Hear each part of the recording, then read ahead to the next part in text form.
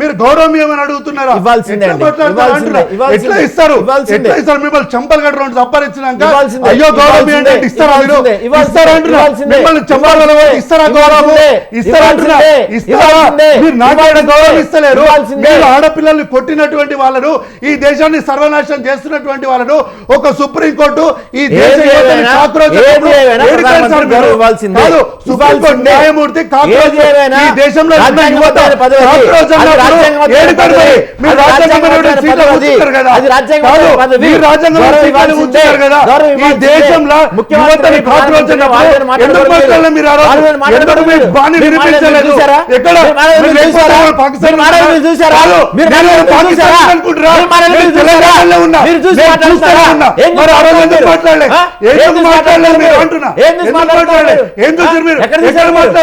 ఒక ఆడపిల్లని ఇట్లా కొట్టినప్పుడు గౌరవించాలని మాట్లాడుతున్నారు.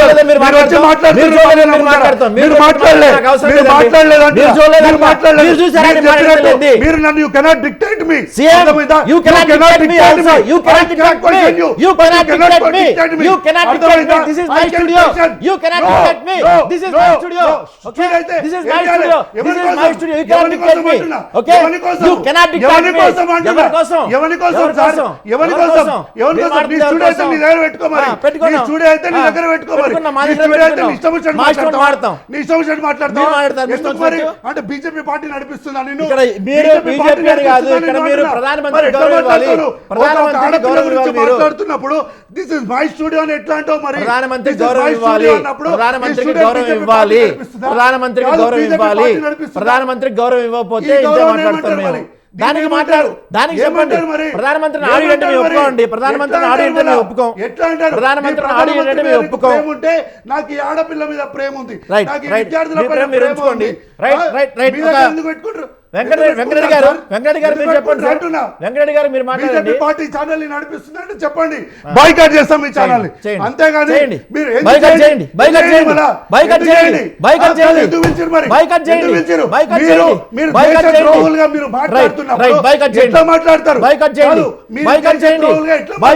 అభ్యంతరం ఏం లేదు. బాయ్కాట్ చేయండి. అభ్యంతరం ఏం లేదు.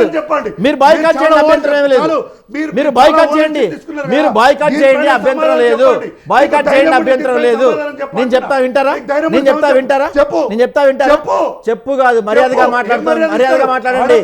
మర్యాదగా మాట్లాడండి. ఇష్టానుసారం కొడుతున్న వాళ్ళకి ఎట్లా మాట్లాడతారు సార్? బాయ్కాట్ చేయండి, అవసరం లేదు. బాయ్కాట్ చేయండి, అవసరం లేదు. మీరు బాయ్కాట్ చేయండి, అవసరం లేదు. మీరు బాయ్కాట్ చేయండి, అవసరం లేదు. స్టూడియోలో మీరు బాయ్కాట్ చేయండి. మీరు అవసరం లేదు. అవసరం లేదు. మీరు అవసరం లేదు. ఎందుకు భయపడతారు? మీరు బాయ్కాట్ చేస్తా అన్నారు. బాయ్కాట్ చేస్తాను మీరు అన్నారు. బాయ్కాట్ చేయండి, అభ్యంతరం లేదు.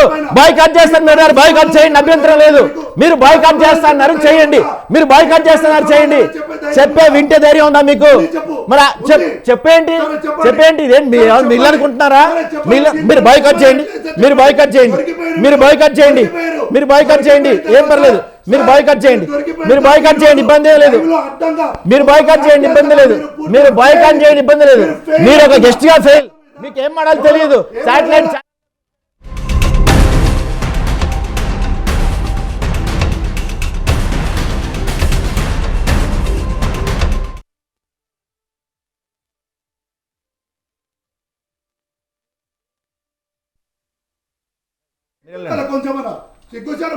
మీరు వెళ్ళండి. నువ్వు పిలుస్తా వచ్చిన పిలవండి. సెక్యూరిటీ వాళ్ళు ఏం సెక్యూరిటీనా? సెక్యూరిటీని ఎవరు బాధపడ్డాడు? అర్థమైందా? రామ్ రికార్డ్ అవుతుందా? అర్థమైందా? రికార్డ్ సెక్యూరిటీ పిలువ. సెక్యూరిటీని ఉంటారా నీకు 24 గంటల సెక్యూరిటీలో? ఏది ఇంతమంది వచ్చారు? ఏది పిలిచారు? ఆడపిల్లల్ని కొట్టిన వాళ్ళకు మర్యాద అంటున్నాడా? ఆయనకు బీజేపీతో ఏమన్నా సంబంధాలు ఉంటే పెట్టుకోవాలి. ఇది నా స్టూడియో అంటే నేను బతుకున్నాను మిమ్మల్ని. సార్ మమ్మల్ని విలువండి. ఆయనకు పేమెంట్ ముట్టినట్టుంది. అందుకని అంతా వకాలత్ పుచ్చుకుంటుండు. ఎందుకు మన కాదు నేను అందుకే అంటున్నా మన ఎట్లా ఉంటాడు న్యూట్రల్ ఎట్లా ఉంటాడు అంటున్నాయన హౌ ఏడాది కాలం ఎప్పుడైనా జరిగిందా ఇట్లా ఏడాది కాలంగా జరిగిందా ఎవరైనా మనసాక్షుడాల కడుపుకు అన్నం మీద తింటాం అందరం ఆడపిల్లల పైన విద్యార్థుల పైన దాడి జరిగినప్పుడు జర్నలిస్ట్ గా నీ బాధ్యత ఏందో చూపెట్టాలి ఏం డిస్కస్ చేస్తారు వీడు వచ్చి నన్ను మాట్లాడుతున్నాడు వీడో పనికి మన్నాడు వాడో పనికి మన్నాడు సెక్యూరిటీలు ఇస్తావా రారా నువ్వు కిందికి చూస్తాను ఇది ఏమనుకుంటున్నాను అంటాడు సెక్యూరిటీలోనే ఫైటింగ్ కాదు సెక్యూరిటీ అంటాడా ఎవరు నేను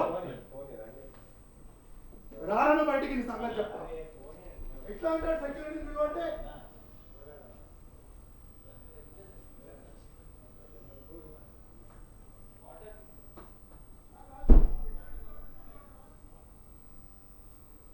సో ఈ అంశం గురించి మనతో మాట్లాడతాం కాంగ్రెస్ పార్టీ రాష్ట్ర నాయకులు శామ్యూల్ కార్తిక్ గారు. కార్తిక్ గారు నమస్తే అండి. నమస్తే సార్.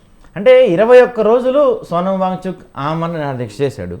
దాంతోపాటు ఈ నీట్ ఎగ్జామ్ గురించి దాదాపుగా 2 నెలలుగా గొడవ జరుగుతూనే ఉంది. నీట్ పేపర్ లీకేజ్ గురించి, తర్వాత ధర్మేంద్ర ప్రధాన్ రిజైన్ చేయాలని కానీ 2 నెలల నుంచి నిరసనలు జరుగుతూనే ఉన్నప్పటికీ కూడా ఇప్పుడు పార్లమెంట్ సెషన్ పెట్టారు. పార్లమెంట్లో ఈ అంశం గురించి కొట్లాడాలి, ఈ అంశం గురించి లేవనెత్తే అవకాశం ఉండి కూడా రాహుల్ గాంధీ గారు అవుట్ ఆఫ్ ద పార్లమెంట్ ఎందుకు దీని గురించి మాట్లాడుతున్నారు?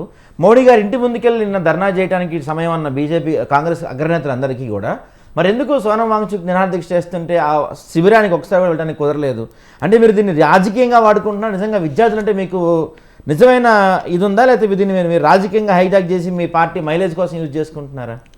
సార్, అయితే పార్లమెంట్లో మాట్లాడలేదని ఎవరన్నారు?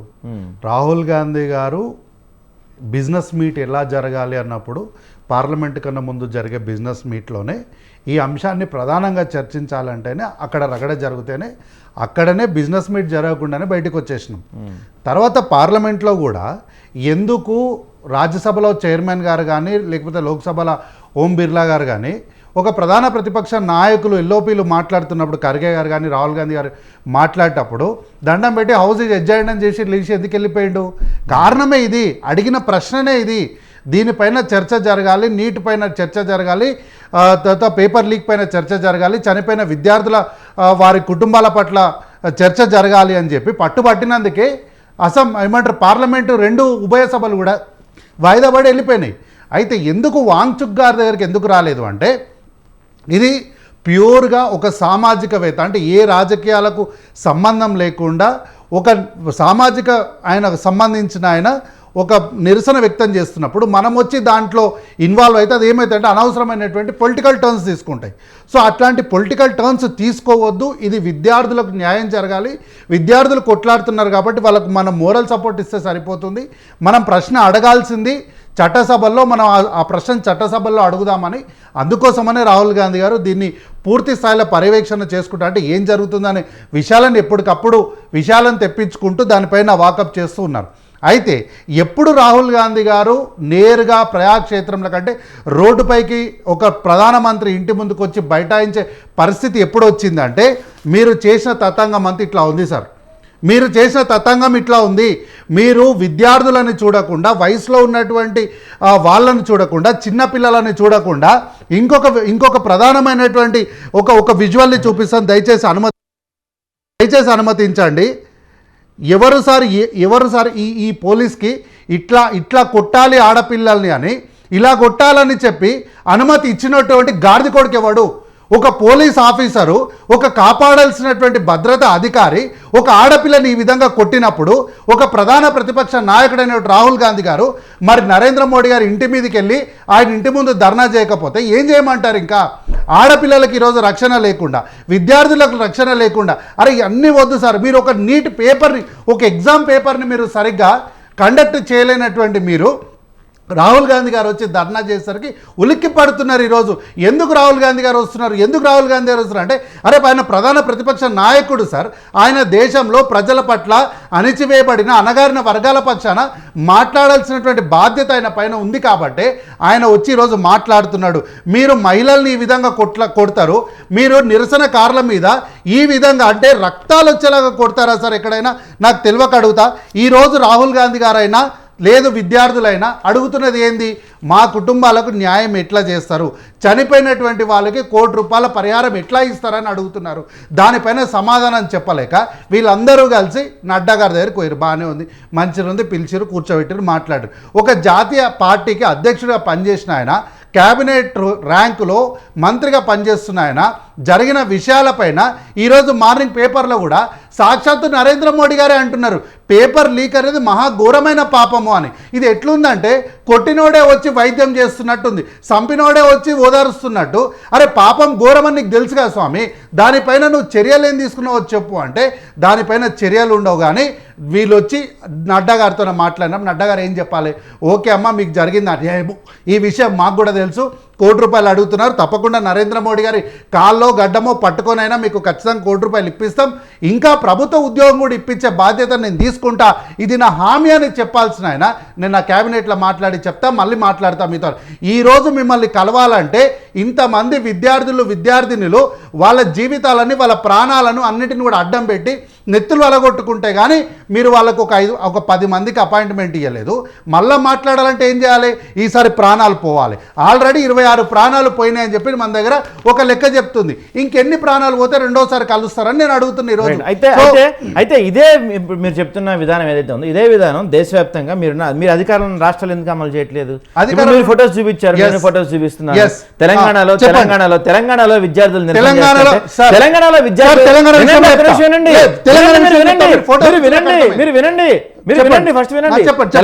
విద్యార్థులు నిరసన చేస్తుంటే మీరు ఇస్తాను 2 లక్షల ఉద్యోగాలు ఏవి, జాబ్ క్యాలెండర్ నిరసన చేస్తారు. ఇదే ఉద్యోగాలు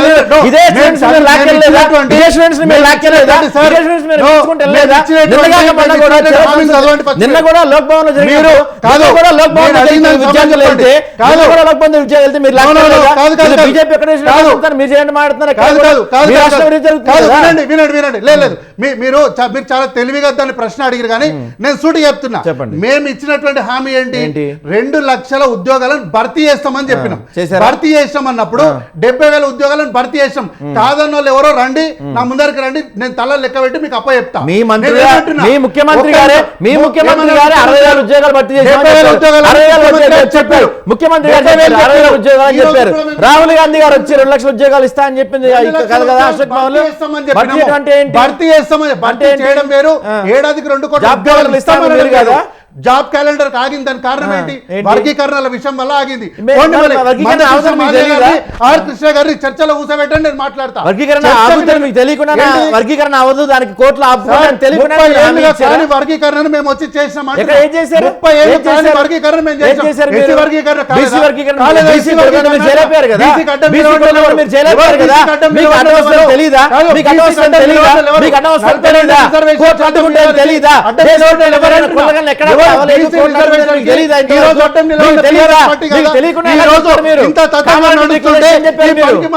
మాట్లాడిండు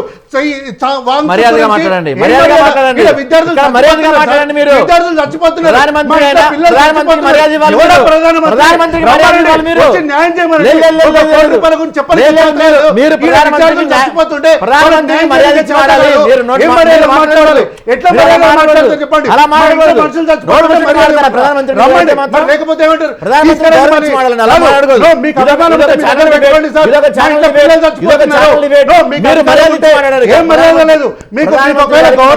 ప్రేమ ఉంటే మీ దగ్గర పెట్టుకోండి, కానీ మా ఇంట్లో పిల్లలు చచ్చిపోతుంటే మర్యాద ఏమంటారు, మర్యాద ఎక్కువ ఎట్లా ఏమంటారు సార్? మీరు ఒక నీటి పేపర్ ఒక్కసారి సార్ 175 సార్లు పేపర్ లీక్ అయింది. దాదాపు 75 లక్షల మంది విద్యార్థులు బాధితులు ఉన్నారు దీంట్లో. ఇంతమందికి న్యాయం చేయలేదు. 2014 అఖండ భారత్ అన్నారు, ఎక్కడ పోయింది అఖండ భారత్? 2019లో నవభారత్ అన్నారు, ఏడిపోయింది నవభారత్. 2024లో వికసిత భారత్ అన్నారు, ఇగోండి మీ వికసిత భారత్ ఇక్కడ ఉంది. అఖండ భారత్ అన్నారు, ఉన్న భారతం చూడడానికి చేతగాలే. నవభారత్ అన్నప్పుడు నరేంద్ర మోడీ మాట్లాడినటువంటి మాటలు మీకు గుర్తులేవా? డిసెంబర్ 31 వరకు నాకు టైం ఇవ్వండి, జనవరి నుంచి మీకు కొత్త భారత్ చూపిస్తున్నాడు. ఎక్కడుంది స్వామి ఆ కొత్త భారత్ చూపెట్టండి అంటే ఈ రోజు వరకు ఎవరు చూపిస్తలేరు. అఖండ భారత్ అన్నారు కదా, కాశ్మీర్ నుంచి కన్యాకుమారి వరకు సోషల్ స్టడీస్ లో నేను చదువుకున్న భారత్ మ్యాప్ నాకు తెలుసు. అఖండ భారత్ అన్న కొత్త మ్యాప్ ఏందో చూపెట్టండి. మీ ఖర్చులు నేను పెట్టుకుంటా, మీ అకామిడేషన్ నేను పెట్టుకుంటా, సర్వం నేను భరిస్తా. ఆ అఖండ భారత్ ఎక్కడుందో ఒక్కసారి నన్ను తీసుకెళ్లి చూపించండి అంటే ఈ రోజు వరకు ఎవరు మాట్లాడరు. మీరు ప్రధానమంత్రికి గౌరవం ఏమని అడుగుతున్నారు. ఈడ ఇంతమంది విద్యార్థులు చచ్చిపోతుంటే, ఒక మనిషి ప్రాణాలతో కొట్లాడుతుంటే ఇంత ఘోరంగా మీరు అమ్మాయిలను ఆడపిల్లల్ని నేను విజువల్ చూపించిన, ఆ విజువల్ చూపించినాక కూడా మీరు ఇంకా నరేంద్ర మోడీ గారికి మీరు గౌరవం ఏమని అడుగుతున్నారా? ఇది సమంజసమేనా? మీరు కూడా ఈ ప్రశ్న అడుగుతారా? మీరు ఒక ఆడపిల్లను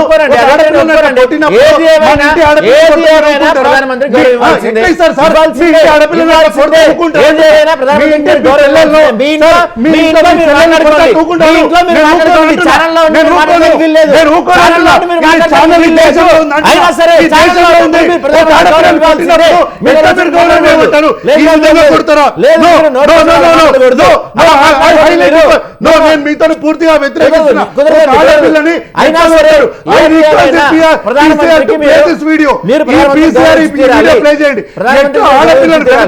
కొడతారా?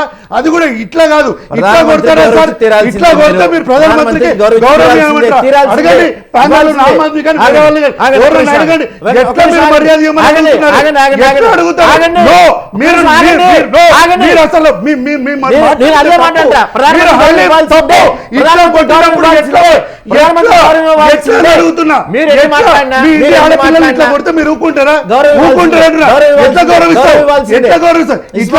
ఇదేనా చేయాలి? ఈ విధంగా చేస్తారని అడుగుతున్నా. ఈ విధంగా ఇట్లానే కొట్టేది అంటున్నా. మీరు 78,000 మంది బాధితుల పక్షాన మీరు నిలబడాలి సార్. ఒక జర్నలిస్ట్ గా గౌరవ మర్యాదల గురించి ఎట్లా మాట్లాడతారు? మీరు ఎట్లా మాట్లాడతారు? మీరు మర్యాద ఏమని అడుగుతున్నారు? ఒక ఆడపిల్లల్ని కొట్టిన వాళ్ళని